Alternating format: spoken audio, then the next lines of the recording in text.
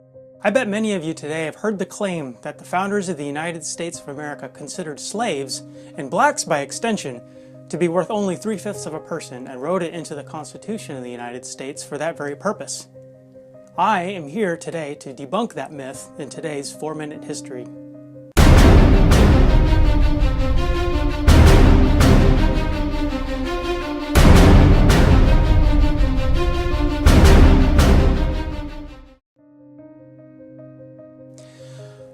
While it is entirely true that the average person in both northern and southern states had views that we would consider as horrifyingly racist today, the 3/5 compromise, as it is known to history, was an expedient solution to a political problem and not an instrument of racial oppression. The first 10 years of our nation's political independence demonstrated the need for a strong federal government which the Articles of Confederation did not grant.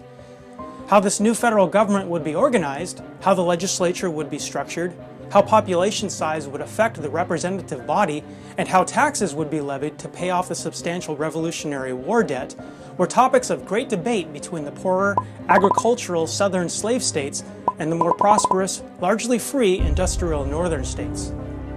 Now, southern states argued that since slaves were legally considered property, they should not be enumerated or counted by the new federal government for purposes of taxation.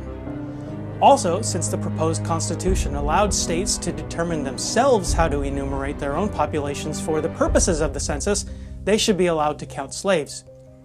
And lastly, because the census determined the number of congressional representatives to the House of Representatives, counting slaves would give the southern states a large political advantage over the northern states. And of course, northern states wanted to contain the power of the South and advocated for the inverse. Now, of course, many of the northern representatives made this decision based on mere politics, but we cannot discount the influence of the early abolitionists.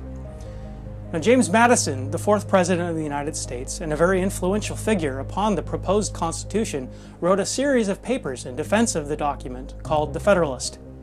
In the 54th of this series, he argues in favor of a compromise between the northern and southern states on the enumeration of slaves. He sought to reconcile the differences between the two in order to pass the Constitution as a whole, the more important issue of the day. Even though Madison uses language within the document that describes the institution of slavery as a despicable and degrading practice, he uses political reasoning to argue for this compromise of counting slaves as 3/5 a person. This ensured the support of the Constitution from both the northern and the southern states. Most things in history are complicated. The 3/5 compromise was complicated. Many influential people of the time had strong opinions on the institution of slavery, both positive and negative. Many were more concerned with the political power associated with it. Many saw it as a means of either containing slavery or advancing slavery. In reality, it was a poisoned pill within the Constitution, a ticking time bomb either deliberately or inadvertently set there by the founders that would explode in the American Civil War less than 75 years later, finally ridding the nation of the vile institution and laying the groundwork for civil rights for all Americans.